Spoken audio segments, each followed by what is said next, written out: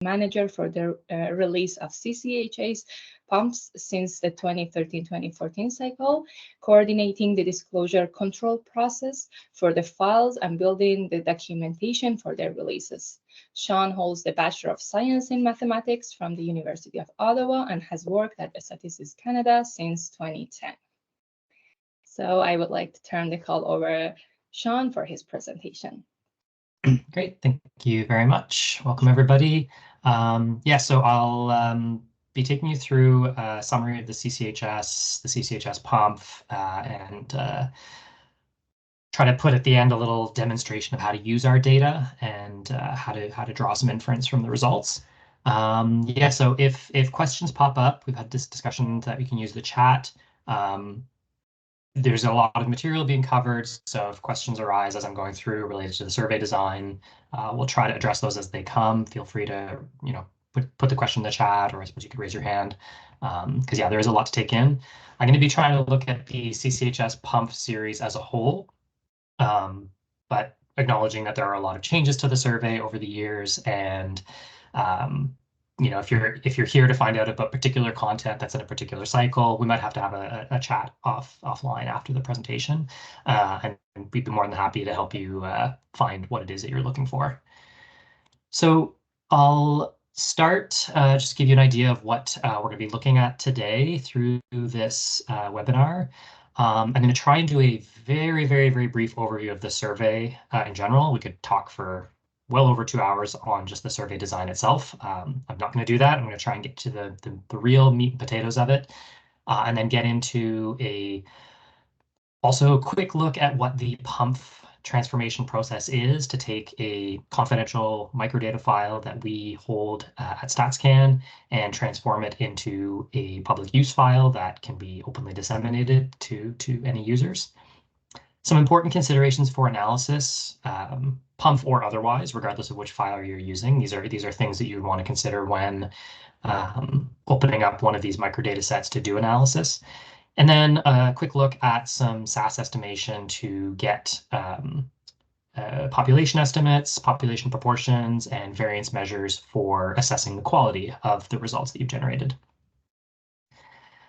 So going through the CCHS, the survey has been collected on an annual basis since 2007. Prior to 2007, there were 3 larger samples in 2000, 2003, 2005. The survey has been designed to cover a health surveillance of the Canadian population at the national, provincial, and health region level. So within each of the provinces, there are health regions. So that's what I mean by sub-provincial. We intend to have a sample size that is sufficient to provide for analysis of smaller populations or rarer characteristics. So considering a low prevalence indicator like Alzheimer's or dementia, you need a pretty robust sample to be able to get an estimate, even at the national level, for an indicator such as that. CCHS is designed to try and get at prevalences as low as 1% at the national level, and sometimes a little bit lower, but we have to talk about quality when you're looking at those lower prevalence indicators. Like I said, the data has been collected annually. We also release annually.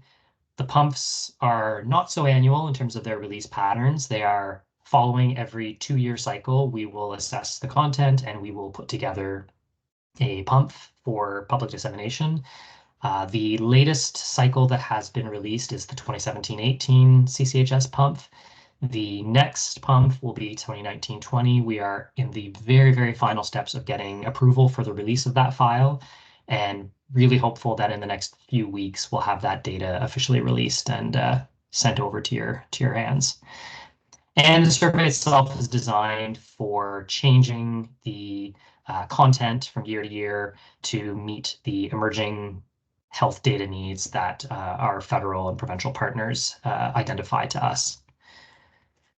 The survey itself is designed to cover the population of private households in Canada and for the population within those households aged 12 and over. We have some population and geographic exclusions that are fairly consistent over all cycles of the CCHS, those being the geographic coverages of Aboriginal reserves and settlements. We exclude institutions, so that would be at the address level, when we're sampling from our frame, we would exclude any health institutions, prisons, religious institutions, etc. At the person level selection, we exclude full-time members of the Canadian Forces. So when we roster a household, if a member says that they are a household member says they are part of the Canadian Forces, they are not eligible for selection. And there are a few very remote areas in Canada that we just purposefully exclude, notably 2 health regions in north of Quebec. But then within some of the health regions we do cover, there are some remote areas that we just don't have the capacity to do collection on. But in general, we do cover 97% of our targeted 12 years and over age population. And we're designed to provide reliable estimates at the health region level with 2 years of data. Now, the health regions are the administrative geographic areas within each of the provinces where health is administered to the population. This is the lowest level of geography that is on our PUMFs, with some grouping to account for disclosure risk. On the PUMFs, on the master file, Prince Edward Island and the territories are designated as their own health region. PEI, I believe, has some sub-regional geographies that they administer on their own end, but for the CCHS, we cover the whole province. Likewise for the territories. We do exclude certain remote areas just because of collection costs. There are exorbitant costs for collection in extremely remote areas, and allocating a sample sufficient to be able to accurately represent those regions would just balloon the collection costs to an unreasonable level. So the notable health regions that are not covered would be in the north of Quebec. A lot of those areas, so Cree, James Bay area in Quebec and the north of Quebec. Actually, I've got a map here. Up here and around here, we have a hole in terms of our coverage at the whole health region level. But then within some of the health regions we do cover, notably in the north of the prairies, up here in Labrador, there's a less coverage, and this has to do more with the survey frame that we've sampled from and how the sample is allocated. I have to give you more of a technical document to look at. The CCHS samples from the frame that the labor force survey uses. And they have a way that the sample is stratified that I'm afraid I don't have the details to be able to go into, but part of the exclusion has to do with that as well. While I have this up, I will just mention that for the territories, I mentioned that these are each their own distinct health region, and they're considered as a health region overall. But the sample allocation for the North has been a little bit different for CCHS since the 2015 cycle, wherein we collect in each of the territorial capitals on an annual basis, but we do not release the territories until 2-year cycles. And the reason for that is because in each half of our 2-year cycle, we're only collecting in half of the remote areas within the territory. So for example, in Yukon, we'll survey and we'll collect in Whitehorse all year long for both parts of a 2-year cycle, but then we'll partition the remaining part of the territory and collect half of those regions in, say, 2015, and then the other half in 2016, and then we'll adjust the weights when we pool those 2 1-year cycles together to get the 2015-16 release file. So for any of you who are working with PUMFs, we are only producing 2-year cycle PUMFs, so by design, you are getting coverage of the territories. If any of you have any research projects and you're getting access to the master data within the StatsCan research data centers, or if you are getting cost recovery, custom tabulations from Statistics Canada, if you're getting estimates that are produced on an annual basis, those files would only by design cover the 10 provinces. So in order to get full coverage of Canada as a whole, including the territories, it's really important that the 2-year files are used. So assuming we're talking about PUMFs, you are fully covering the territories because we are by design only releasing territorial level PUMFs, or Canada plus territories, I should say. While I have this up, I will mention there is the Quebec Health Region 2410, La Région du Nord du Québec. This is a northern health region that is covered by CCHS and is kept on the master files. However, when we are transforming to a PUMF, this region is dropped entirely. And the reason goes back to the very, very first PUMF that we ever built for the CCHS. We had a consultation with the Institut de la Statistique du Québec to talk to them about inclusion for health regions on the PUMF. And our disclosure control methods required us to group small health regions with adjacent geographically and sociodemographically similar regions. And they petitioned us to not impose a grouping on the other health regions in the province, given that they themselves have access to a share file for their own analytical purposes. And then for any PUMF users, their intention was not to penalize analysis of the remaining Quebec health regions by forcing one of the regions to be grouped with this northern Quebec region. It has a very small sample, very distinct characteristics. It would have led to probably several more disclosure controls had we tried to keep this on the PUMF. But for those of you doing analysis of results in Quebec and you're using the PUMF, that's just an important exclusion that you have to be aware of. Okay, coming back to the survey instrument itself, the collection for the CCHS has been collected up until the 2021 cycle using a mix of telephone and in-person interviewing. There's a computer-based questionnaire that interviewers use to administer the questions to our respondents. On average, we have about 20% in person and 80% by telephone. I will put a little star on this to say that during 2020, following the lockdowns of the pandemic, when we resumed collection for CCHS in September of 2020, due to public health requirements, we could not send our field interviewers out to do in-person collection. And so for the later part of 2020 and into 2021, CCHS was collected entirely by telephone. So there were no in-person interviews. But up to and including 2019 and the first part of 2020, this is approximately the right ratio. Respondents aged 12 to 15 would be interviewed alone with parental consent. And in about 2.5% of our cases, we would allow for a proxy responder to answer on behalf of someone who was selected, but who could not respond on their own behalf due to a physical or mental health limitation. Cell phones, that's a good question. We introduced cell phones into the coverage. I believe it was the 2016 or 2017 cycle. I would consult the user guides to find out exactly when, but it's important to know that the cell phones would be linked to the survey frame, which is a geography-based frame, and the frame is built and linked to different databases to get the information that we need to do the collection.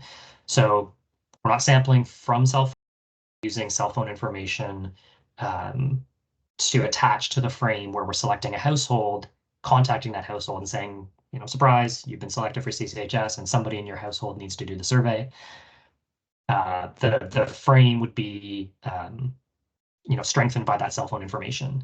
So that was, I believe, around the 2016 or 2017 cycle when we allowed for cell phones to be used. But prior to that, we were only using landline-based phones, if I understand correctly, due to security concerns.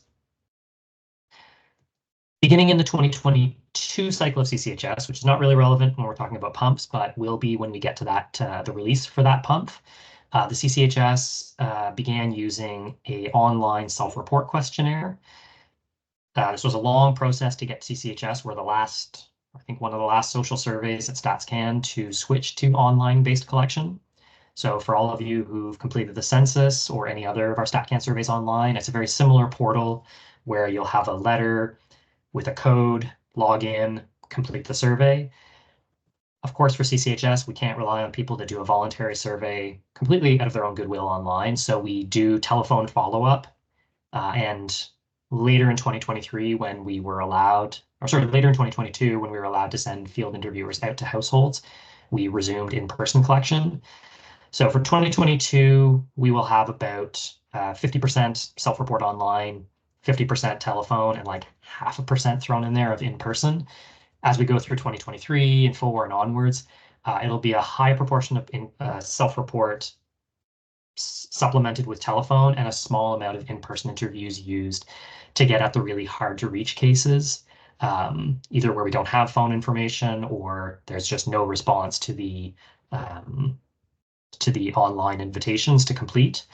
So we will send out field interviewers, as CCHS continues its collection. Content design for CCHS. So the real meat, what the survey collects.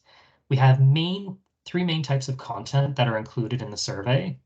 Now, CCHS is compartmentalized into thematic blocks of questions. I might use the word block, I might use the word module, but they refer to the same thing. And it's a set of questions that ask about a particular theme of health. So height and weight to get at BMI measures, chronic conditions, physical activity. All of those would be grouped together in a block and either turned on or turned off for collection as part of our content plan design.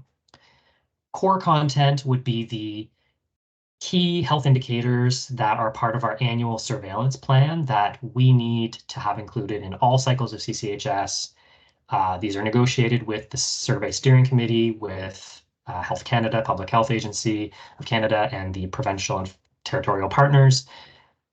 These are modules like those ones that I mentioned: height and weight, chronic conditions, auxiliary information like sociodemographics. If we don't collect that, your analysis can't really be as meaningful. So those are core content modules that will always be part of the CCHS. Theme modules are modules that are focused on a particular health data need that are turned on or off for all respondents, either for 1 year or 2 years at a time. So these would be sets of questions that touch on something that we don't need annual surveillance on. And I mean our survey steering with our partners. So examples would be things like cancer screening questions. We've included those on a periodic basis where we'll ask mammography, colon cancer screening to all of our respondents for a year. And that would meet the reporting needs for our partners. And then we don't ask that module again until 4 or 5 years down the road. And then optional content. So the CCHS is built as a puzzle of modules that can be pieced together into a questionnaire. And so because these modules exist in the survey application, we allow our provincial and territorial partners to fill in about 8 or 9 minutes of content to meet their own reporting needs using the bank of available modules. And they can select based on whatever it is that they need to report on for their 1 year or 2 year basis.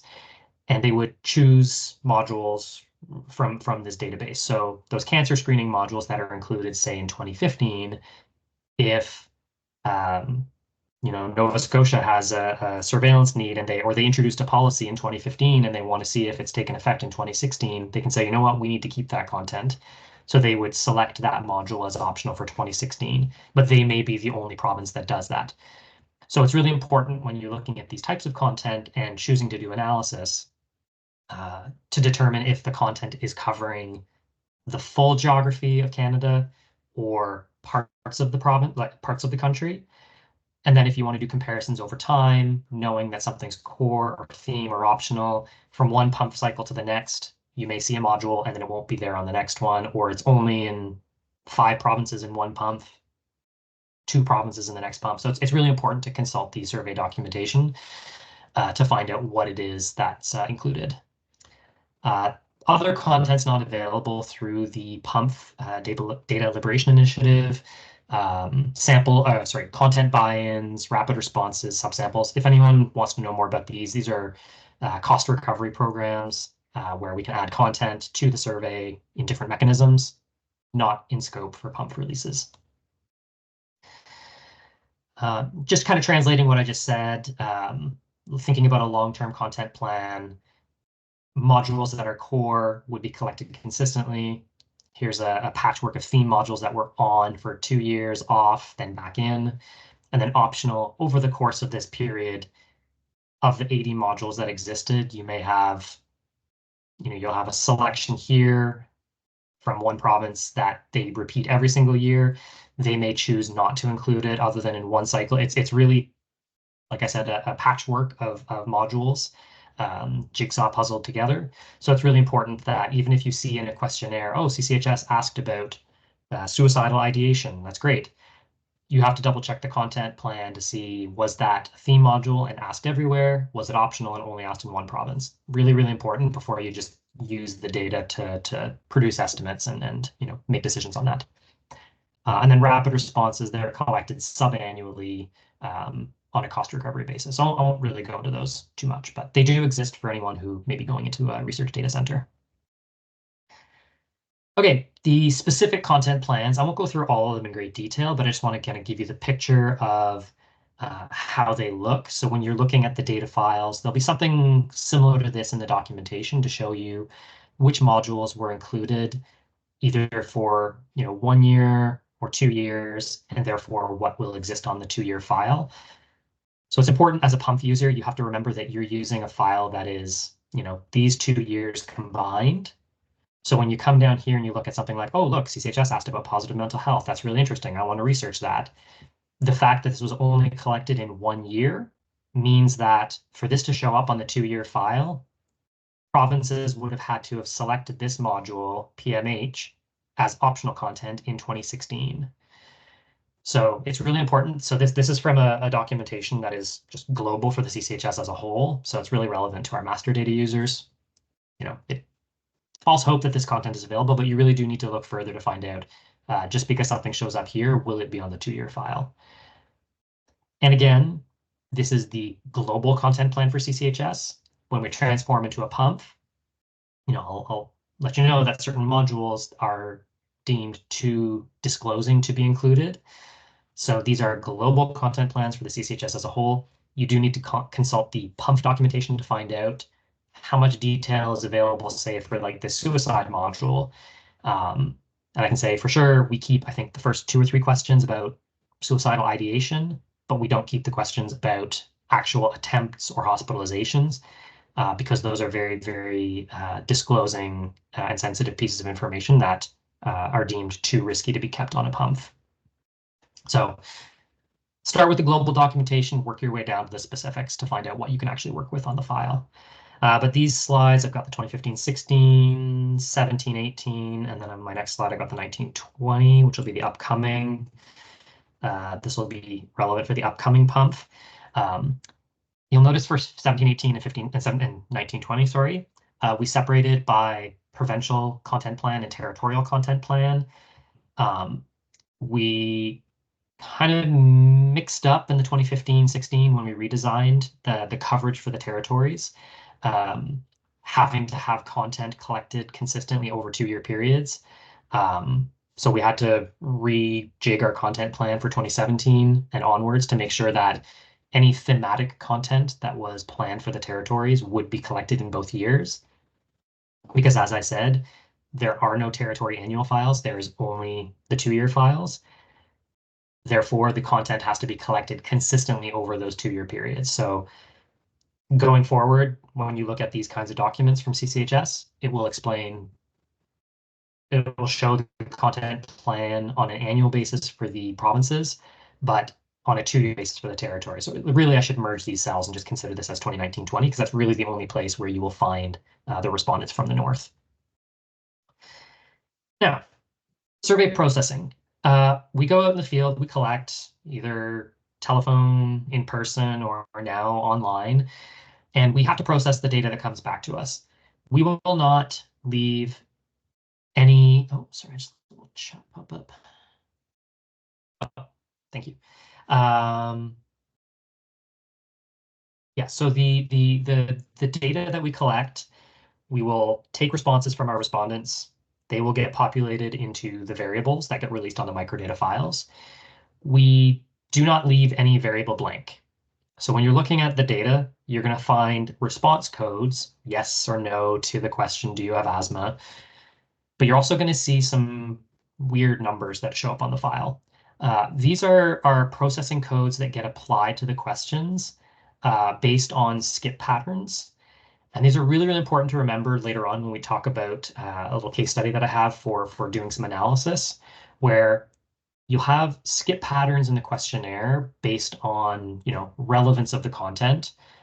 So for example, do you have asthma? If you say no, I'm not going to ask the follow-up question about whether or not you use an inhaler or if you've had an asthma attack in the last year, because clearly if you don't have asthma, you're not in scope for that follow-up question. So if that's not relevant to you, then that follow-up question about asthma attacks would be coded as not applicable, or I think in the data dictionary, we display that as valid skip.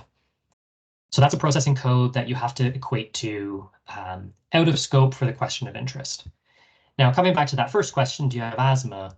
If I have a non-response, as in you didn't tell me that you have asthma, you refused to answer the question, or you don't know, and in the telephone legacy CCHS, interviewers would have a button to push don't know or refuse, or going forward in self-report, if you leave it blank, we have to treat that as a non-response.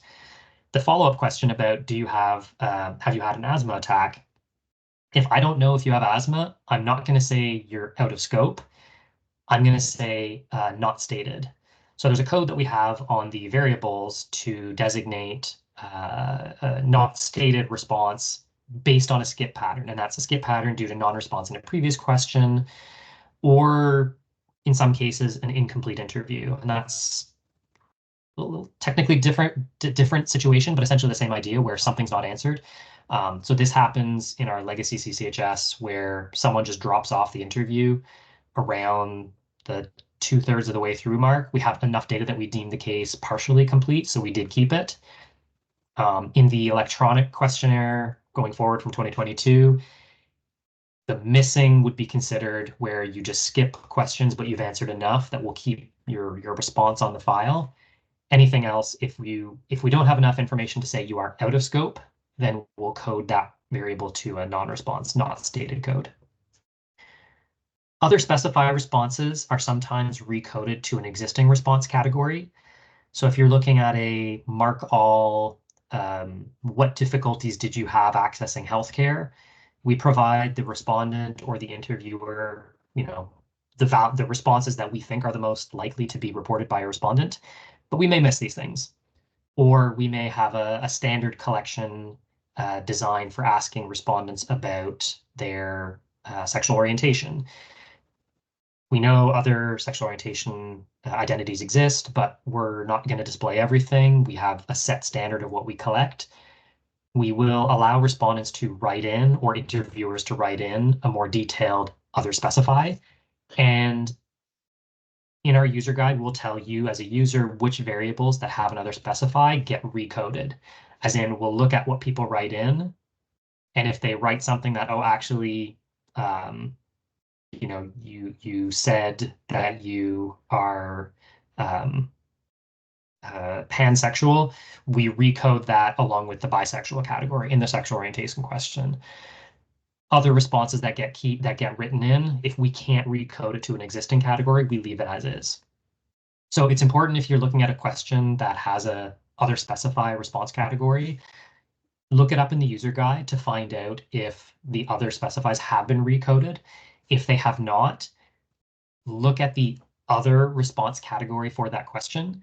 And if it has a high response rate, you may want to include that in your analysis, because clearly, say for the access to healthcare and other specify problems, if for some reason we haven't recoded it, and generally we do, if we see a high enough response in the other, we'll try to recode or create new categories. But if we haven't for some reason, say it's an optional module, if you have a high response rate there, you may want to just include that in your analysis as a certain percentage of respondents reported this other undefined category.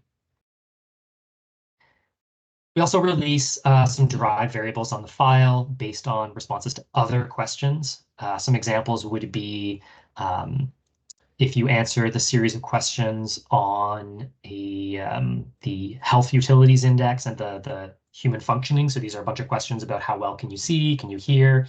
There's a global score called the Health Utilities Index that takes all of these responses to vision, hearing, mobility, etc., and comes up with this global score of functional health. We try to derive variables that are useful for analysts to use.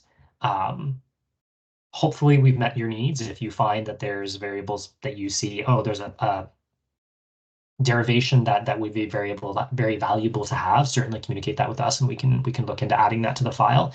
We try to add as many derived variables as we think would be useful, but we also try not to go overkill because, yeah, there's a unending number of combinations of variables that we could come up with.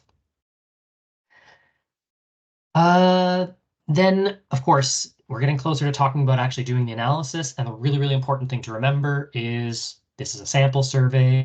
We are collecting responses from 110,000 respondents thereabouts. That is a sample for the population. You need to use a survey weight to make inference of the population as a whole.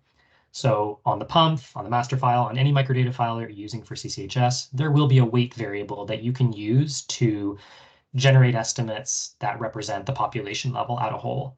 So for the PUMF, it's the WTSM variable. This is the person level weight to generate estimates of the population. It's been adjusted for non-response. It's been calibrated to match population totals at the health region, sex, and age group level, meaning if you compare to census estimates by health region and you just sum up the CCHS weights, you should get a pretty good concordance. Or if you sum up the weights of every respondent on the file, you should get a good concordance with the total population in Canada, age 12 plus.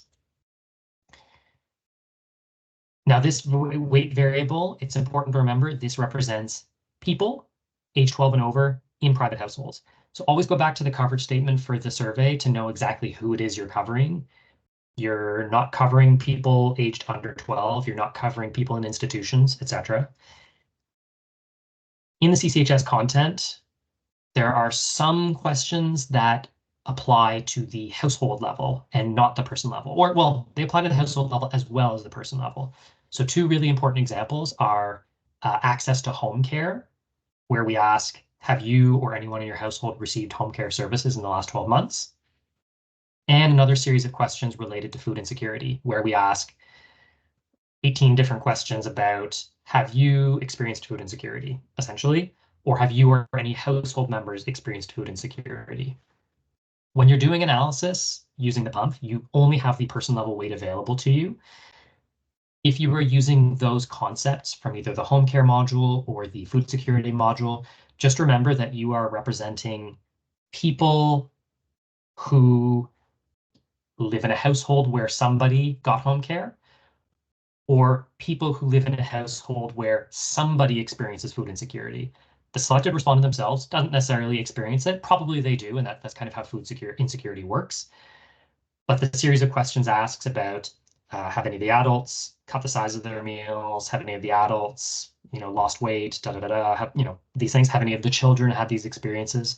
And then we sum up to create this global score of moderately or severely food insecure household status. But you can produce estimates to say, 5 million people live in a household experiencing food insecurity. So you have to remember it's not 5 million people experiencing food insecurity, it's 5 million people living in a household where there's food insecurity. So if you actually count the number of people, I think you'd have to take the number of households and multiply by the number of people in that household and make some kind of fuzzy assumptions. But just remember that you're estimating at the person level, not the household level. If you need to do household level inference, you would need to be accessing the confidential microdata at the research data centers or through a cost recovery custom tabulation, because we do not make the household weights available on the PUMFs. Okay, getting to the PUMF design itself. So we ask 100-some-thousand people all of these questions, and each question gets transformed into a variable, or there's derived variables, or there's administrative variables. We do, where's my screen transition? Oh, there we go. We do create a subset of records for our share partners at Health Canada, the provinces and territories. I don't think that's relevant for anybody here on the call. For you, you'd be considering the PUMF, where we actually take a subset of the variables and a very, very tiny slice. This would represent that one Northern Quebec health region that we slice off. Essentially, you're getting almost the full set of records, but you're getting a much reduced set of variables. The reason for that is we need to take out variables that would disclose the identity of a respondent because they are either directly identifying or indirectly identifying in conjunction with other variables on the file.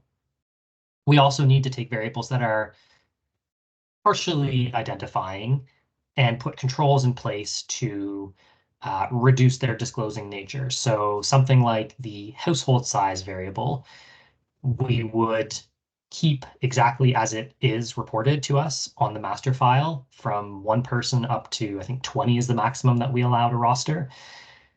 On the PUMF, I believe we capped it at 5 people.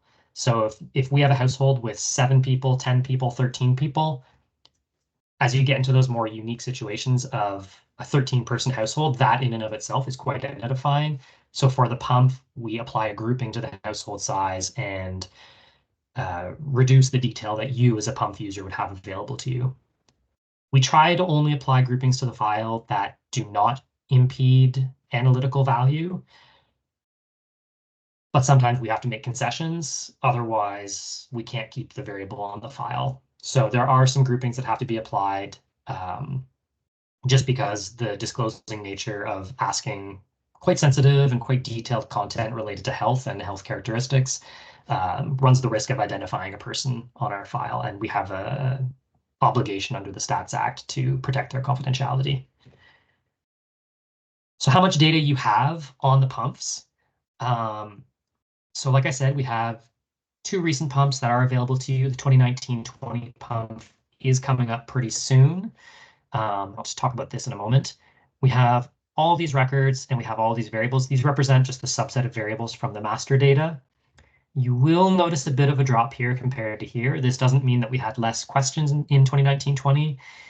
It actually follows from a methodological change in how we build PUMFs. And for 2019-20, we actually have a lot less content that is kept. This has to do with new policies in place for disclosure control from our methodology branch. That is one of the reasons why the 2019-20 PUMF has not yet been released. We've had to go through a much more rigorous disclosure control procedure to decide on what content gets kept. So coming up soon when this file gets released, just tempering your expectations, there may be some changes in relation to the previous PUMF due to some of the detail that's available. And that's all in the interest of protecting confidentiality. For the 2019-20 cycle, I haven't mentioned this yet. Some of you may be aware, but in 2019-20, CCHS had a special supplement survey that was attached to cover the population age 65 and over. This is the Canadian Health Survey on Seniors. We will be releasing a PUMF at the same time as the CCHS PUMF.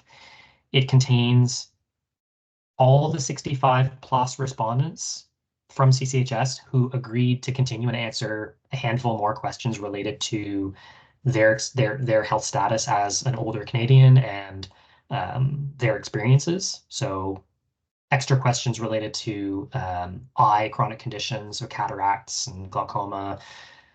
We have questions related to home modifications to assist with aging, informal care from family and friends, things like that. So we keep all of the seniors from the CCHS 1920 file. We keep all the same variables that are on the CCHS because these are CCHS respondents. And then there's a handful of extra questions related to aging. This survey is designed only for provincial level estimates. So when you get this file, if you are interested in using it, you will only have the province geography. Whereas for the other files, you have province or territory. For 2019-20, the territories will be grouped into one territory together. And then you also have the health region, which is grouped to reduce disclosure risk. So for the smaller health regions, they get grouped with either adjacent ones or at least demographically similar health regions. In 2015-16, I don't know if anyone's used this, we added this extra geographic indicator on the file called the CAN-AL. This is an open data geospatial measure that you can't use on the PUMFs because you need the dissemination area information. We went through an exercise to add it to the master file and then kept it on the PUMF with some disclosure controls. It actually did introduce quite a few more disclosure risks. So unfortunately, since 2017, 2018, we discontinued the intent to keep that on the file. So I do apologize for that for anyone who's using that. But for those of you who need that detail, I'd recommend looking at getting RDC access. So disclosure control. This is, what we spend a lot of our time on building our pumps. Like I said, geography, we have to apply some groupings. For the health regions, up to the most recently available PUMF, we had 19 health regions grouped into 9. For the next PUMF, we actually increased the number of regions that were grouped. So it'll be 13 grouped regions that make up 28 primary health regions. And then for 2019-20 and going forward for PUMFs, we'll most certainly have the 3 territories grouped together. The age of respondent, another key demographic variable. I'm just pointing this out now that, this one is another one that's undergone some big changes for the future PUMF. We had 18 age groups on earlier PUMFs that has been reduced to the 5 survey design age groups, 12 to 17, 18 through, as you can see here. And then other indirect identifiers are either grouped or masked, or I should say dropped from the file entirely to prevent disclosure. So those would be things like within the sociodemographics, we collect information on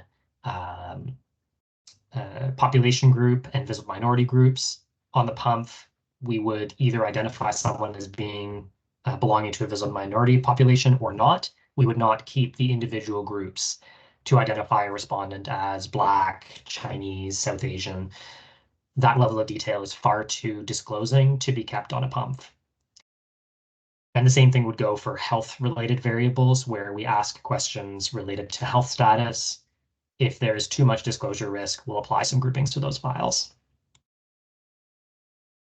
Right, we're getting closer to actually talking about the data. Bootstrap weights.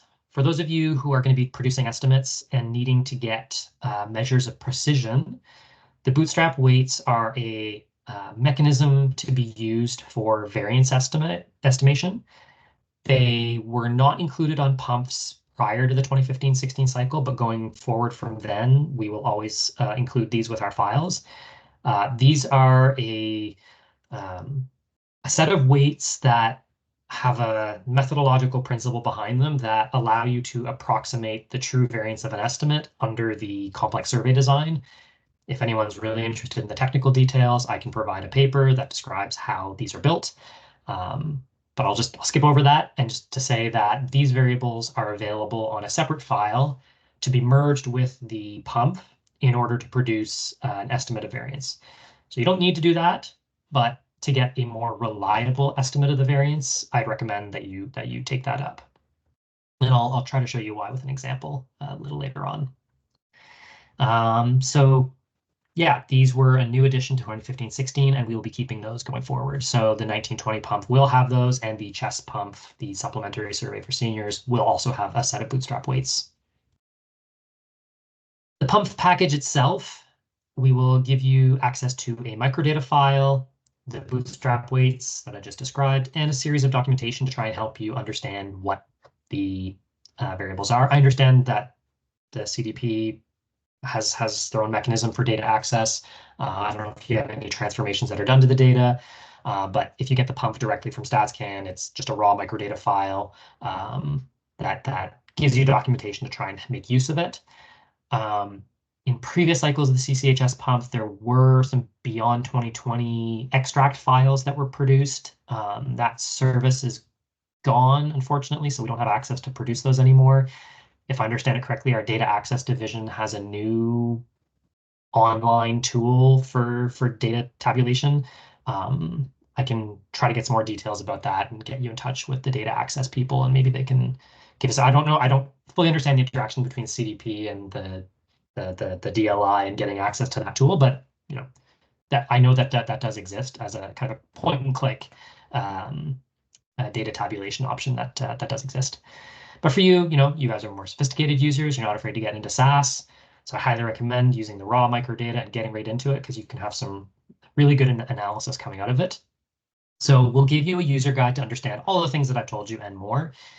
We will have CV tables. If you're a little uncomfortable with using the bootstrap weights, this is a document that we provide that you can use to approximate the variance of an estimate. And it's pretty rough approximation, but it's decent. It will give you a rough idea of how much quality you have for an estimate. We will give you a data dictionary that will give you the information on the variable name as it shows up on the file, the concept that it applies to, the question text, if possible. If it's a derived variable, there is no question text. The universe that tells you who this applies to, and it's written in a kind of technical format. So unfortunately, you have to go back to this is SMK 100 to find out what that means. But using this document along with the questionnaire, you can piece together the flows of who it is that we're asking this quitting smoking question to, and determining, okay, what do we mean by, SMK 100 equal 4? So I think this is a question on when did you quit smoking? I quit more than 4 years or more than 3 years ago. And then we have this question that gets more detail on exactly what year it was that you quit. And because it's a PUMF, we grouped it into these more discrete categories.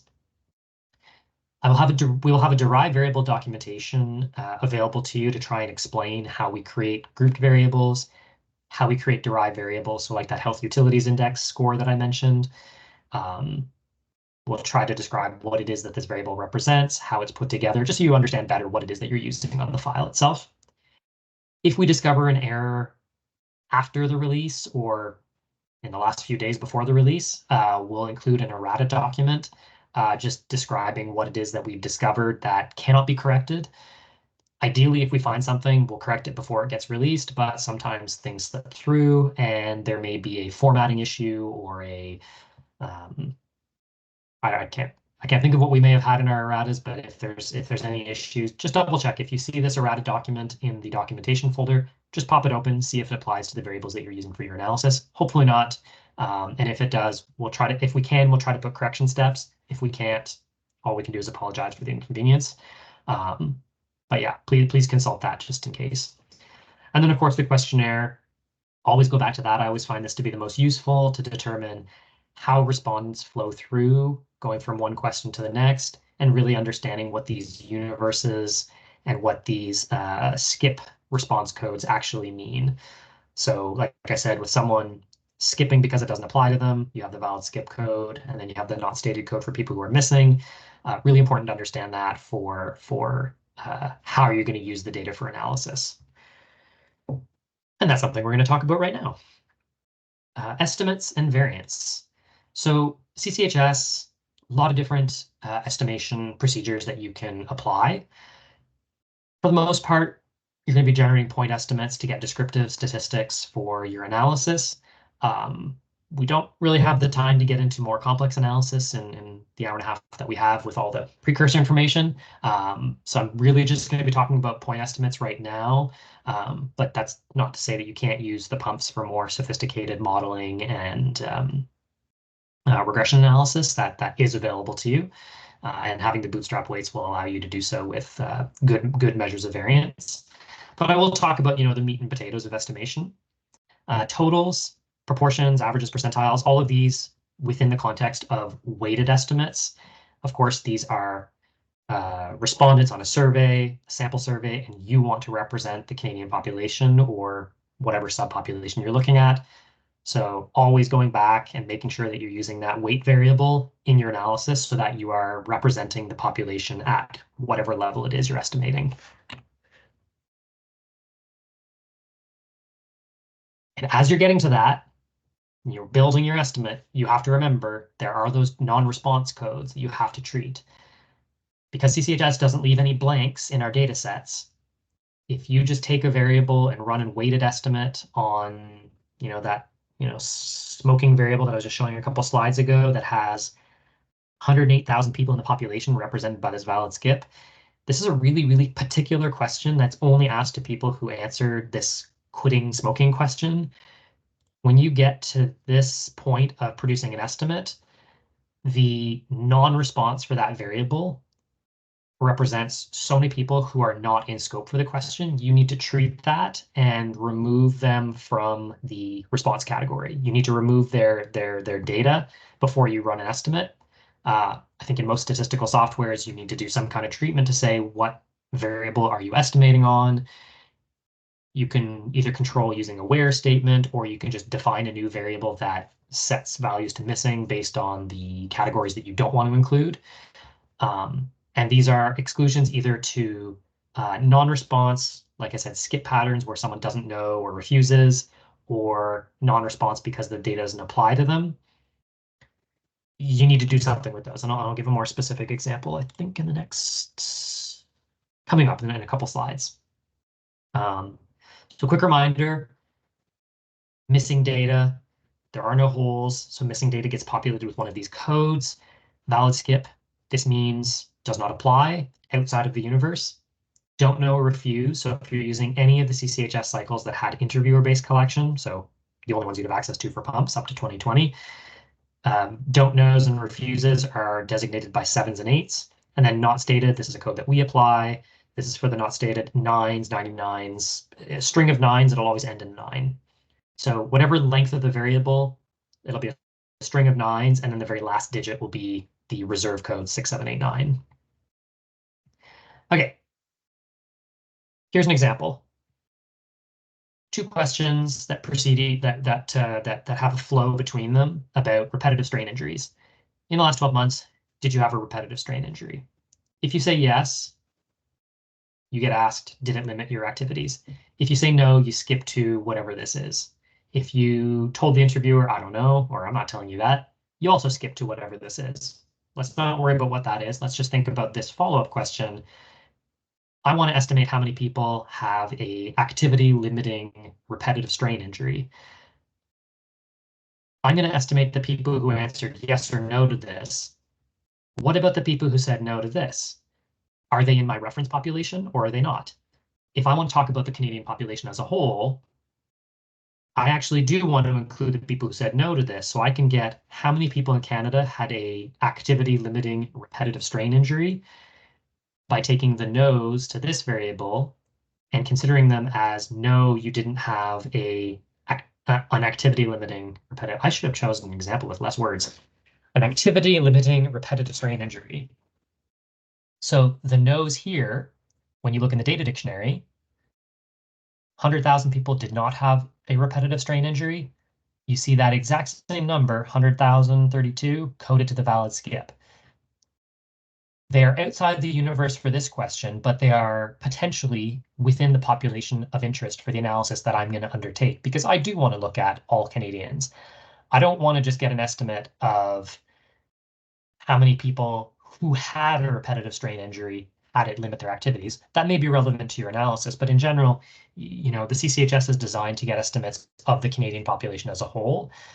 So don't forget that when we are treating the data, we have these codes in here to represent the way the survey flows, but doesn't necessarily reflect how you want to use the data. Now, the variables or the response codes that you wouldn't want to use would be those who didn't answer the precursor question. They said, I don't know, or I'm not telling you. They would get coded, this 244 would get coded to this non-response category, not stated. And then when we actually got to this question, of those 13,000 people who said yes, when we got here, 15 people didn't know if their activities were limited.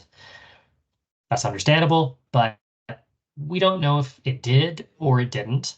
And then those 244, we don't know if they actually had an injury or not. If you are an injuries expert, you could come up with some kind of imputation process to say, you know what, I'm going to assume all of these people did not have an injury, and I'm going to treat these as a no. That's within your right to do, but I will just say, as StatsCan, and I think most social surveys have the convention of excluding non-response in analysis, because we don't make any presuppositions as to what those non-responses represent. I will say, as a caveat to that, think about the variables that you're using for your analysis. There may be certain instances where the non-response does have a meaning and does have a value for the purposes of analysis. One really good example would be questions on insurance coverage. A lot of people don't know if they have insurance to cover their costs of prescriptions or home care services. If you look at the don't know response to those questions, it actually has a very, very high prevalence. Or sensitive information like sexual orientation. I think in most of our cycles of CCHS, we have as many people responding don't know or refuse as the people who say yes to being gay or lesbian. So if we're saying 1.5% of the population are gay or lesbian, okay, that's well and good, but we still have about 1.5% also not telling us. Is it because it's too sensitive and they just, don't feel comfortable answering? They do not trust the government. So in certain instances, it may be valuable to produce some estimates of the non-response as a distinct category for your output, just so you can assess to say X% of the population, we don't actually have a good picture of what their responses are. So just remember that as going forward, but generally speaking, most, if not all, StatCan publications, all of our tables that we produce, all the custom tabs that we put together for clients, unless we're told otherwise, we will exclude non-response from the analysis. And I'll give you a very, very simple example before I get into the actual SAS itself. So this example of smokers, who smokes, who doesn't smoke. We had one person say yes, 3 people say no, and 1 person refuse. If I was to include the non-response, assume this represents the full population. This is a census. There's only 5 people in Canada. This is what we have. We actually have 20% of Canadians are smokers, 60% are non-smokers, and 20% we don't know. That's not really helpful. So, and that's not the convention that we have for analysis. So what we actually end up doing in all of our analysis, unless you choose not to, would be to ignore the missing values and produce the estimate based on the responses that we do have. And so, like I said, generally non-response rates are low, and you can do this. 20% is quite high, but this is a really fictitious example with only 5 records. Generally, you're going to be working with 100,000 records. Hopefully, you're looking at, a few hundred at most non-response. But please do look at the data dictionary, look at those response codes, because it may actually have impact on the results that you're trying to generate. Here's one more example with an actual estimate. I borrowed this from a colleague who put this together. They did an estimate of fruit and vegetable consumption in Nova Scotia and looking at this recommendation of having 5 or more times per day. So they used, I think this is a much older cycle of CCHS, and they produced an estimate. 60% of people had less than 5 times per day, but they actually included the not stated. And then they realized, oh, that's not very meaningful. This is yes, this is a pretty sizable number of people in the population, but I don't know what this means. So I'm going to take them out and just report on the population that I have. So I'm taking the survey weights, I'm producing an estimate. I still get the same 482,000 people, but now the denominator for the proportion estimate really just sums up these 800 some thousand people, and I now get an estimate of 63%. This is relevant. This reflects what StatsCan does with a lot of our publications, but just keep in mind that if you're coming across an indicator or a variable where you have a really, really high not stated rate, you may want to choose not to follow this convention and just report on it in whatever result you're producing, that you have an X% of the population that you just don't have information on. Okay, and then we, of course, when we produce those estimates, we need to talk about what quality they have. And there's a couple different ways you can do that. Generally, measures of precision for our surveys, you're going to be looking at producing variance estimates, standard error, and then using those to generate the coefficient of variation, a margin of error, or the confidence interval. Or most likely you're using a statistical software that does all of this for you at the same time, so you're not doing any arithmetic. All of this precision is a function of the sample size and the population size, survey design instruments and survey design measures, and then the proportion that you're estimating itself. I won't get into like the nitty-gritty of it, but higher sample sizes generally mean better variance. Lower sample sizes tend to mean higher variance. But when you get to, say, a small sample and a small proportion, you may get something of a CV that actually looks releasable, but you're based on a very, very small sample size. For any of the files that you'd be accessing for CCHS, including the 2019-20 PUMF, all of our release guidelines will be based on the CV, but I'll just get everybody prepared that in the future, StatsCan surveys are going to have sample size-based quality indicators and not recommendations to use the CV. So if you're users of many PUMFs, please do read the user guides, because I think StatsCan globally, we're transitioning more to reflecting the fact that the lower proportions don't do well when we're talking about CVs, and the CV doesn't really take into account the survey design, whereas there are design effect-based measures that we can use to say this sample size equates to reliable estimate, this sample size does not. I'm not going to go into more details on that, but just, if you're using multiple CCHS PUMFs, please remember that it's not universal. The quality indicators that I'm talking about right now, they are subject to change. Okay. The CV tables. I'm going to show you this one first. This is the quick and dirty, how do I get a variance estimate? I hope this looks okay on the screen. I'm going back to that quick example that I have from Nova Scotia. The way you would look up in the CV tables, there's a table that exists for each province, for the Canada level. This is included with the PUMF documentation. There's a Canada level by age group as well. We don't do any other permutations than that. So if you're doing, Shawn, oh yes. excuse me, is that also a bit blurry? If you can zoom in, maybe. Zoom in, maybe, yeah. I don't know how to do that. Is that? It might be my screenshotting that didn't work. Oh, oops, sorry. I don't know if that zooming in is helping a little bit. Yeah.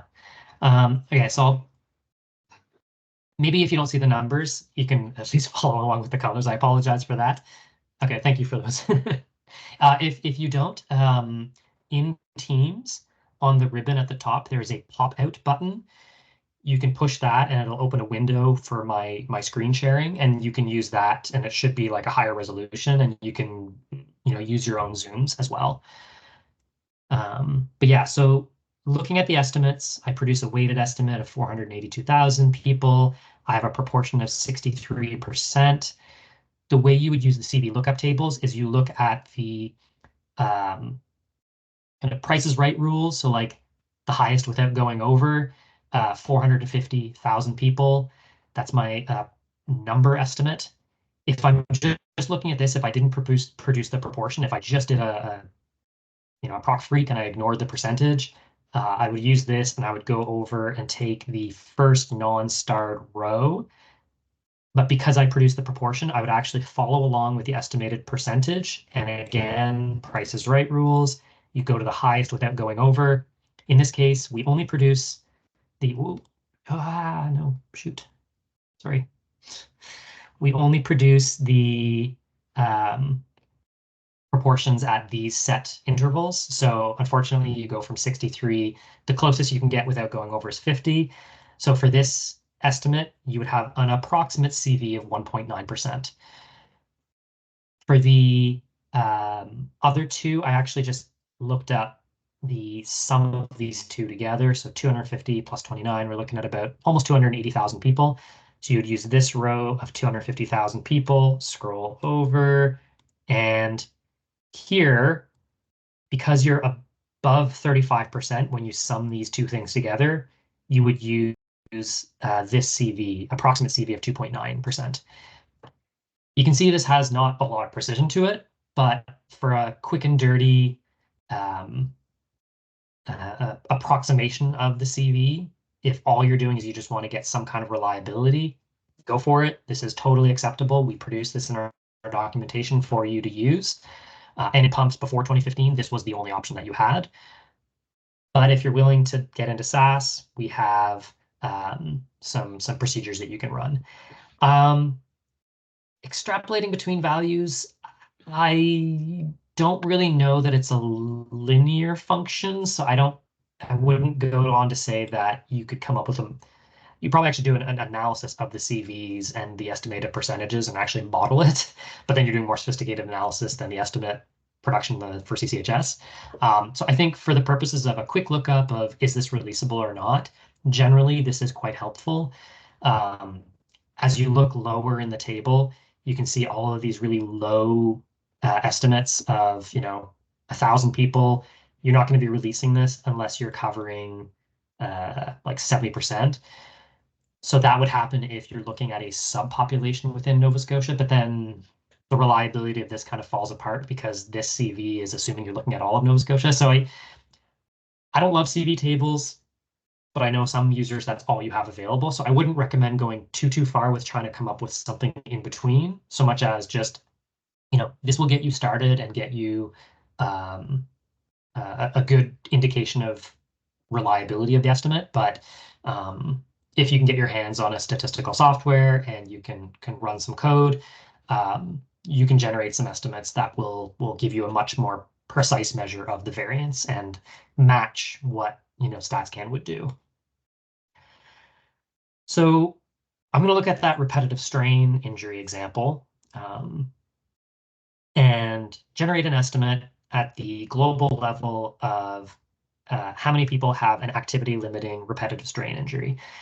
Now, I don't have a lot of SAS coding here. I didn't want to make this too heavy, but this is the real meat and potatoes of it. And this is something that would apply to any variable that you're doing. And yes, I can share this code that I have in my demonstration, and I'm actually I can circulate as well. We have a set of macros that are developed at StatsCan. They were a little too complicated for me to integrate into the webinar.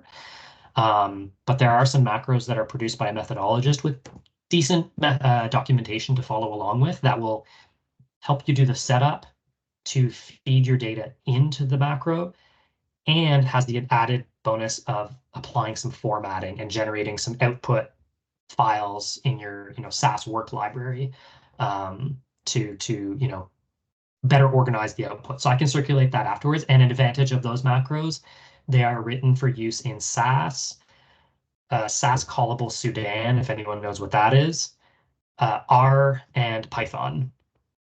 I myself have not tested the R code yet or Python, but these were put together by a pretty reputable methodologist at StatsCan. Their like pre-retirement gift to the agency. They are getting not widely circulated yet, but I do have permission to circulate those externally. So I'd be very happy to share those with you, and also very happy to get feedback from anyone who takes those macros up and uses them and feeds them back, because we're going to probably be using them internally as well for recruits who are learning how to use the data. So for now, I'm just going to show you a quick and dirty example, but I do want to say that this is essentially what you'd be doing with any of those macros. You'll always be taking the PUMF data itself. Oh, where's my laser pointer? You'll always be taking the PUMF data, always taking the bootstrap weights and merging them together. And then from there, there's really two steps. You're creating an indicator variable, and this is the variable that you want to estimate. And for 99% of what you're doing for descriptive statistics, and even for modeling, for like regression models, you're going to be creating, for logistic regression, you're going to be creating binary indicators of having a characteristic or not having a characteristic. In my case, I'm looking at activity limiting repetitive strains. This could be has diabetes, meets the physical activity guidelines, has considered suicide. You are going to be creating a binary variable, a yes, no.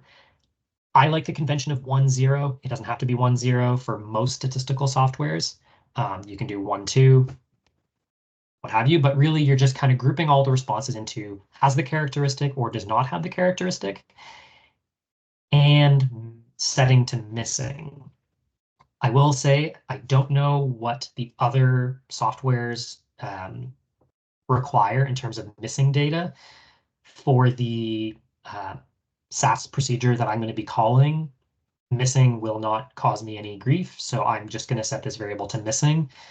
In some procedures, you may need to delete the records, so drop them from your input file, or you may choose to keep them, but then in the statistical call, put in something to the equivalent of a where statement saying where this variable is in 1 and 0 and excluding the missing data.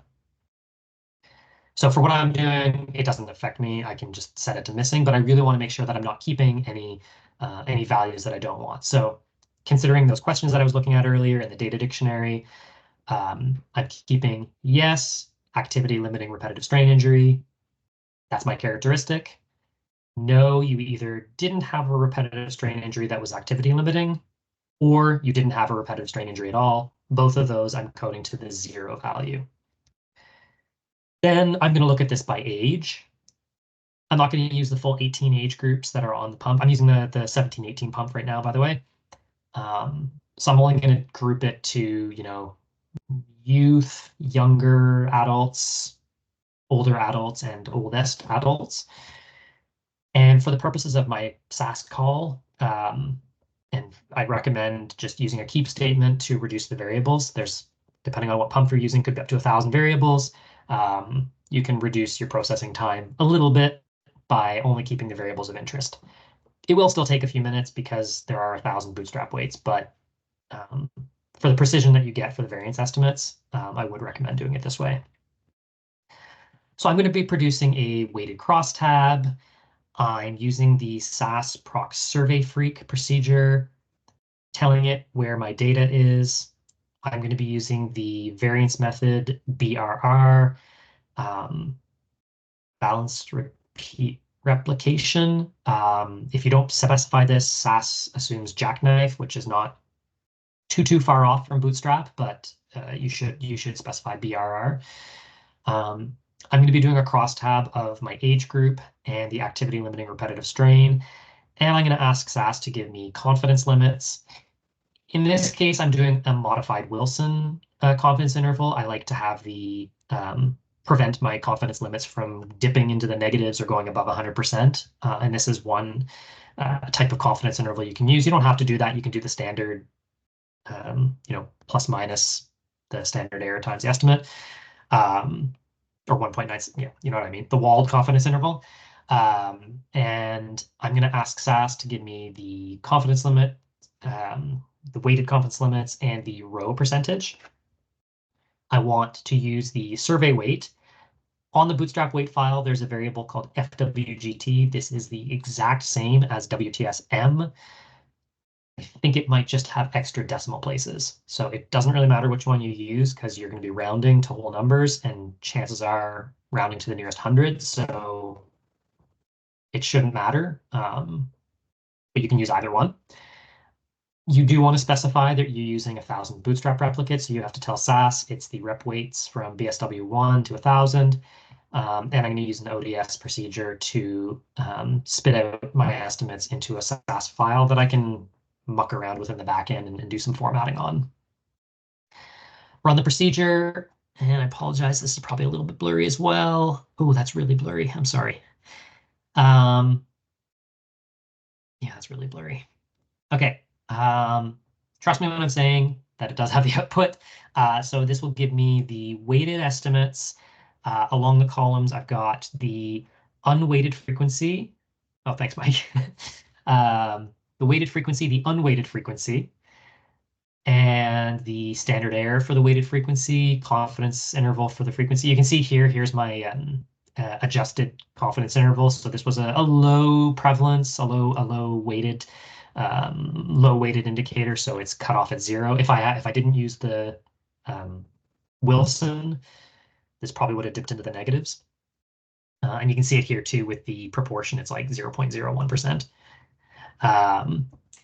The percent. Okay, so now this is a crosstab, so it's doing the table percent. So you want to just skip over and look at the row percent because I'm looking at this by age group. So for my age group 1, my activity limiting repetitive strain, you don't have it. You do. PowerPoint. You don't have it. You do have it. We're looking at, for the youth, 3.3% have a repetitive strain injury that's activity limiting, and I got a CV of 2.4%. The next age group, 93 and 6, and like you can see as you get older, it gets a little bit higher, and then the seniors have a lower prevalence. You're starting to get the estimates that you can use for more sophisticated analysis. You can use the confidence limits to approximate statistical difference. You can look at overlaps as an indication of, you can look at non-overlaps as an indication of statistical significance. Overlaps, probably not statistically significant, but you would have to run more sophisticated tests to verify that. But you're getting the most out of this to get a measure of quality. You're getting the weighted percentage for this indicator. You're getting the weighted total. And you're getting a measure of the CV that is much more precise than doing the CV lookup.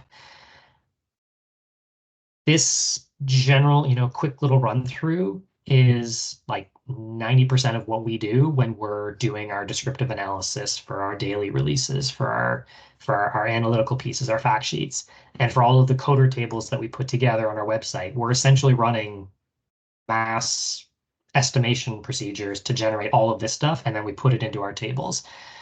This is the meat and potatoes of it. And these few lines of code, if you just get yourself in the habit of creating these dichotomous variables for the characteristics of interest, creating your crosstab variables, this could be age group, this could be sex, this could be immigration status, whatever you can find in the PUMF as a crosstab, you can put those in. Multi-dimensional crosstabs, your output can get a little bit messy, but in a sense, you can repeat this for what you want. Maybe it would be better in those cases to do some subset runs, so like do a by variable, or just if you want to look at this within subgroups, maybe do it by age group, say where immigrant status equals yes. So I'm looking at this by immigrant status, and then I'll do another call immigrant status no. Try not to do too much in one particular run, because you could overcomplicate your procedure and then make the interpretation of the results a little bit more complicated. I know we're running out of time, so I want to quickly get through the last few slides and then open up for any questions. I will say, look to the user guide documentation that comes with the PUMF to assess the release guidelines. This is just an excerpt from our last few PUMFs, and this will apply to the 2019-20 PUMF as well, where we have these approximate, well, not approximate, we have these measures of thresholds of quality based on the CV. CCHS indicator, you have no concern if you have a CV of less than 15% or 15 or less. 15 to 35, we would ask you to put an E flag saying use with caution. And we have some notes too for this one. Suppress it. If you choose not to suppress it, we can't stop you. It's a PUMF. You have it in your hands. You use it as you see fit. But we do have some documentation that we would ask you to put a cautionary note saying StatsCan doesn't like this. But you may have a need to report on that anyways. And that's okay, because it's a PUMF. I'm going to leave it there. I do have a little quick tidbit of information for future CCHS PUMFs. Like I said, 2019-20, in the next few weeks, we should have that ready and released. Going forward from beyond that, 21-22, the 2-year cycle is broken due to changes in 2022 for the redesign. Don't have time to go into those now, but I will say we're going to have a consideration of 2021 and 2022 PUMFs separately, probably focusing on 2022 first because it's more timely and we want to get that data out the door because it's more recent, and 2021 had a really low response rate, so there would be impacts on the usability of that file. But we're not going to forget that it exists, and we're going to see what we can do with getting that out there, just so the PUMF series is not completely broken. I think I will leave it there, but I will be happy to answer any questions. I'm not in a rush to leave at 3 o'clock. If anyone has time to continue on, we can continue any questions. I'll go through the chat to make update. Okay, so for the remote areas excluded from the survey, I would cite back to the coverage statement in the survey documentation, or just even on our CCHS on the website. There's a link that I can share with you. It lists the standard population exclusions. We covered the population age 12 plus, and you'd have a little note saying CCHS excludes certain remote areas. I could get you details on the specifics of, say, which remote areas are excluded. It probably only has relevance if you yourself are doing analysis at a very regional level and you do want to look at those outputs. But chances are that's so precise that you wouldn't be using the PUMF anyways, because the PUMF is really designed for the health region as a whole. And even within any health region, the exclusion that we have is such a small percentage of the population that generally speaking, it doesn't impact, but it is something that you want to acknowledge because it, it's just a known gap for the survey in terms of the groups we don't cover. And Mike, yeah, the 2022 PUMF. So we are just about to finish 1920. We're going to start the discussions very, very soon with making the plans for those. I don't want to fall too far behind because the next 2-year 23-24 cycle, by the end of this year, we'll have 2024 and start putting together that 2-year file. So I'm hoping within the next year and a bit. I wouldn't hold me to that exactly, but I'm going to put this to my management and let them know that there is an appetite for continuing the PUMF series and getting a timely release for those files. And we acknowledge that if we create our own backlog, it creates a hassle. So I do want to get a buy-in for getting the PUMF series machine running and getting us on a more timely basis. The holdup in 2019-20 had to do with lockdowns due to COVID, some impacts due to majorly it had to do with the impacts due to the methodology requirements for disclosure control. And then we also had a bit of complication due to that supplement survey for seniors that got included. A whole bunch of extra questions and 2 PUMFs getting released at the same time that are distinct files. We had to do a cross-reference between the two to make sure that disclosure that gets applied for one gets applied to the other, and you can't use the seniors data to identify a respondent on CCHS. And there's actually another supplement survey, the household environment survey, that samples from CCHS. We had to work with them to make sure that there's no disclosure risk from the HES back to CCHS. So it's kind of like a perfect storm of problems for this PUMF. And on behalf of the agency, I do apologize for all of those of you who've been waiting for this. But it is so close to the end result, and be very happy to get that out to your hands as soon as possible. Are there any other questions? Okay, yeah. So thank you so much, Shawn, for this very detailed presentation. It was so helpful to go through these it was kind of neat for the CDP members to learn more about the details of this project. And if anyone has any other questions, we have 6 minutes left to the end of this webinar. Please put it in the chat box. So before kind of wrapping up the webinar, I would like to introduce our May 14th webinar and share it with you. So if anyone is interested, they can register through the link in the chat box. There is Statistics Canada's work on machine learning over satellite imagery and open municipal provincial data. So feel free to open the link, read a little bit more about our presenters, and then the description of the webinar. Register for that for May 14th. So with that, I would like to thank you everyone for joining us today. It was a very interesting webinar, and thank you, Shawn, and other Statistics Canada team for providing this opportunity for CDP members. Excellent, and I'll be packaging up all the materials that I mentioned and making those available to you so you can circulate it to all the participants. Yes, for sure. So we will post the recording and presentation slides, hopefully in the coming days, on the webinar page and CDP website. All right, thank you, everybody. Thank you, everyone. Have a great rest of your day. Bye. Thank you.